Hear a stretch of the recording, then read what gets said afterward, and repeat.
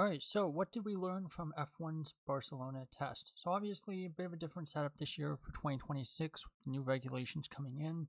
Instead of one winter test that we've had in past years, we in fact have three. One in Barcelona, which happened over the last 5 days, and then two more coming up, both of them in Bahrain. One I think is 4 days and the other is three.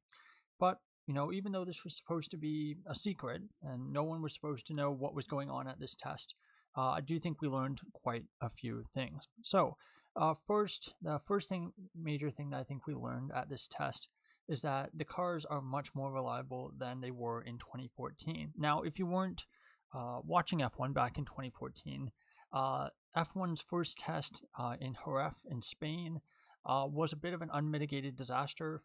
Barely any teams were able to set laps. Cars were breaking down in the middle of the track, and it was not a great look for F1 from a press point of view. So basically, fast forward 12 years, and I think the logic was at the time was that, well, brand new engine regulations, maybe it'll be just as bad as the last ones. And so they basically, under this kind of guise, a lot of the public marketing for this was that the teams want this to be a secret because they're afraid that the reliability is going to be just as bad as it was in 2014. And that was not the case. When we get to the end of this video, when we start looking at lap counts, we'll see that the teams were generally much more productive. Yes, we did have some red flags here and there, especially towards the beginning, but way fewer than 2014. And by the end, cars were generally running pretty well. So in terms of brand new engine regulations, I think we can say that at least from a reliability perspective, things look much better than they did 12 years ago. Now, the second thing I think that I wanted to talk about was the fact that I think the secrecy around this test was very much unnecessary. Obviously, they talked about. I just mentioned how the public talking line was that the teams wanted secrecy and privacy, so that if there were some embarrassments, that the whole world, the whole media wouldn't know about it.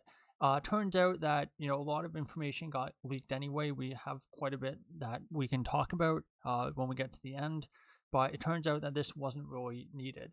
And it seemed a little bit extreme as well. I know quite a few journalists went down to Spain with an attempt to at least watch from some of the public land around the track where you can see, and again, in theory, it should be public land that anyone can use, or even going, to see them, talk to them in the hotel. But apparently F1 hired private security to basically chase people away, and they were constantly doing patrols around all of the public areas that were viewable, where you had a view of the track. So again, very excessive compared to what we've seen in the past. My pet theory, and I think quite a few people share this sentiment, is that the reason why that there was so much secrecy and why they couldn't officially call this a test, instead they were like, oh, it's a shakedown, not an actual test, was that they, in all likelihood, F1 likely has a very long-term contract with the Bahrain track, and that F1 winter testing, the first time you'll see the cars every year, will officially be in Bahrain.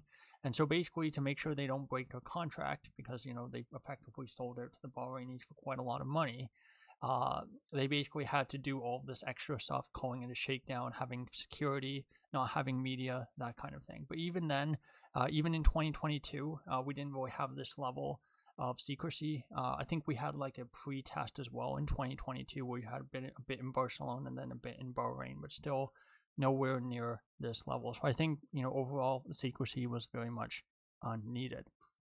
Now, number three, based on comments that we've heard from quite a few of the drivers, especially Lewis Hamilton, it seems like the cars are more driver friendly. They're more fun to drive.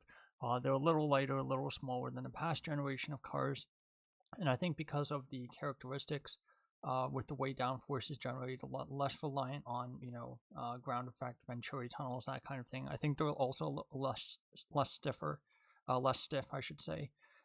It seems like they're more fun to drive, and it seems perhaps drivers like Hamilton, who I think we can kind of all agree generally did not get along with these cars as well as he did with the regulation before, seem to like these cars a little bit better. So it'll be interesting to see if that affects things on the driver's side. If we see drivers like Hamilton, I think Stroll would be another example, who I think their performances have gotten worse in this in the past regulation set. If we see a little bit of an upturn in form from this regulation set onwards. So, number four, even though, again, this is testing, and obviously one of the big caveats of this is that, the test times are not really particularly representative, we can kind of see a picture starting to form. And so, I think there's some teams that look really good. I think one team that looks really good is Mercedes. They ran the first, second, and fourth day, so they basically completed their 3-day allocation out of 5 a day early. And it seems like from the team personnel, the drivers, everyone is very, very happy. The car is reliable, it works very well, and it seems to be pretty quick too. So I think a lot of people's preseason predictions at Mercedes were probably going to be the preseason favorite at this point. That looks like it's pretty strong, pretty likely to happen. But I do think there may be some competition, and it's only when we get to Bahrain that we might start to have a better picture if this is going to be a 2014 type situation where Mercedes is like seconds faster than everyone and they have to start detuning their engine to try to avoid regulations getting changed, or if this is going to be maybe like 2017 or 2018 where they're arguably quickest, but there's another team there that's at least able to compete on some level with them. Okay, number 5. While we have at least one team doing really well in Mercedes, there are some teams that are struggling. And I think those two teams, I think we kind of all expected to be struggling, are the ones that seem to be the most. And those are Cadillac and Audi. Cadillac, of course, brand new factory, brand new team. They did have some struggles. Times were never particularly quick. And again, they did have some reliability problems as well. So again, not a big surprise there.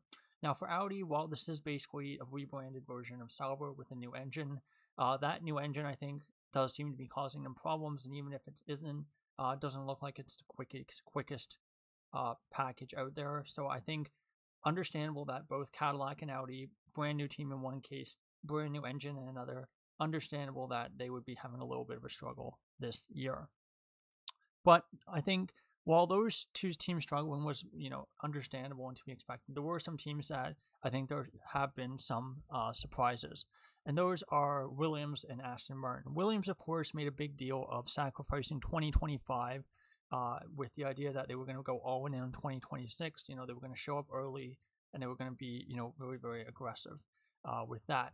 They missed the entire 5 days of testing. The only team that did so, Cadillac even made it first thing Monday morning. So again, I think a big disappointment for Williams. And generally, history says that when teams miss this much testing time, be it Williams in 2019, Lotus in for I think the entire first week of 2014, generally that season's not going to go so well. So while I don't think the season is already a write-off for Williams, I do think that there's going to be a lot of big question marks.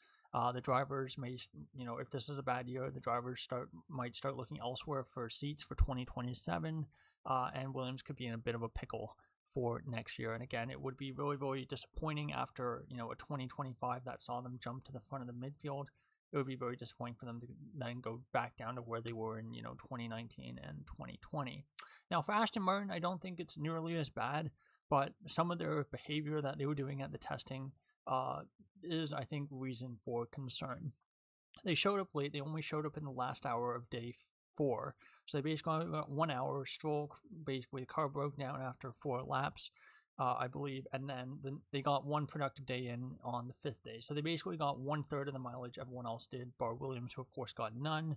And so again, a little bit on the back foot for Aston Martin. They're also doing weird things with the lights, where they basically put the blue safety lights on, which was to tell other teams that they were going slowly down the straight. So again, that suggests there's something maybe not quite right with the engine. Again, with Honda basically pulling out of F1 and then coming back in with having to rehire all their staff, I do think it's understandable that this might be a car that, while the chassis looks quite interesting and there's quite a lot of interesting technical bits on it, the engine might be a bit of an issue. And again, Alonso and a bad Honda engine, where have we seen that before? So I think big question marks for both Williams and Aston Martin heading into the second set of tests in Bahrain. Now, the last thing I want to say is that while, of course, we had a brand new team in Cadillac, a brand new engine in Audi, there was obviously the other brand new engine that is Red Bull. And it seems like, unlike Audi, the Red Bull engine does seem to pass the first test in terms of reliability. It's been a pretty reliable package. The speed looks decent as well.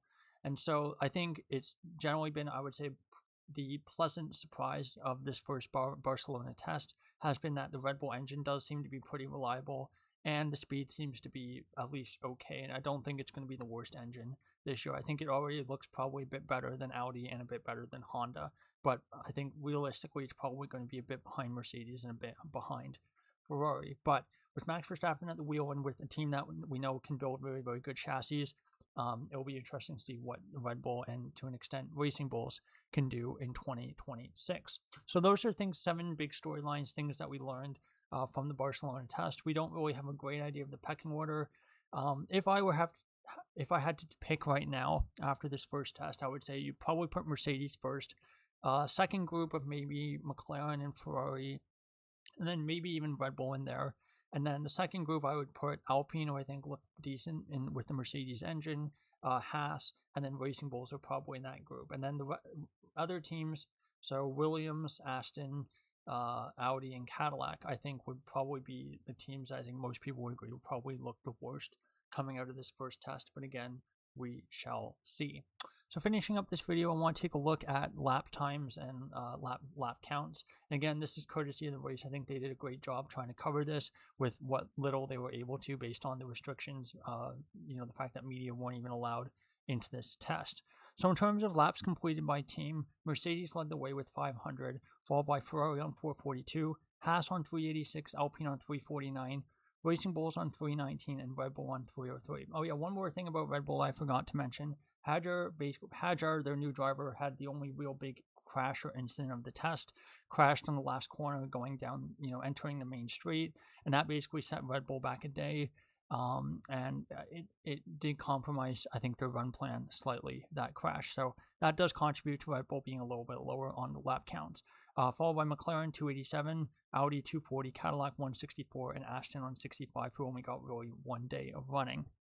Now, in terms of lap times, again, you can't read too much into this, but Lewis Hamilton led the way on a 1:16.348, followed by Russell, Norris, Leclerc, Antonelli, Piastri, and Verstappen. So, interestingly enough, when you look at that top group, it's basically all the drivers who were in, at the front of the grid last year. So again, does kind of suggest that perhaps we might not see any big teams kind of completely shoot up the order like we did in 2009 with Braun and Red Bull, and it might just be that we have the same top 4 teams, just perhaps rearranged in a slightly different order. Following that up was Gasly on a 1:17.707, followed by Hadjar, Ocon, Behrman, Lawson, Colapinto, and Lindblad. And so there you can kind of see a bit of a division there between Gasly and Lindblad that basically compromises all of Alpine, Haas, and Racing Bulls with, Hadjar in the middle as well. And then towards the bottom, you have Hülkenberg on a 1:19.870, again 4/10 off of Lindblad's time, followed by Bortoleto, Alonso, Bottas, Perez, and Stroll, who didn't really get a representative lap time. No, he has, as much as the haters want to see it, he has not suddenly gotten 30 seconds slower than everyone else. So again, you can't really read a whole lot into the lap times, but generally, even with at this very early stage in proceedings, you can kind of build a general picture of what's going on. Like, I think if we looked at the championship at the end of the year and we had Cadillac in the bottom, Audi at the bottom, and we had Ferrari, Mercedes at the top, doesn't look too different from what we have here in terms of testing times. But again, it is just testing, and I'm sure things will change quite a bit. Last year in Bahrain, Alpine looked very, very good, and it looked like they could have been front of the midfield. And of course, turned out that Bahrain was a bit of a false dawn and very, very unrepresentative of Alpine's season as a whole. As for whatever reason, the car really suited, the track conditions at Bahrain really suited the Alpine car last year, and it turns out that they had a car that was pretty much terrible everywhere else. So again, not a whole lot we can draw on, but again, interesting to see some of these initial early signs. So thank you so much for watching, and goodbye.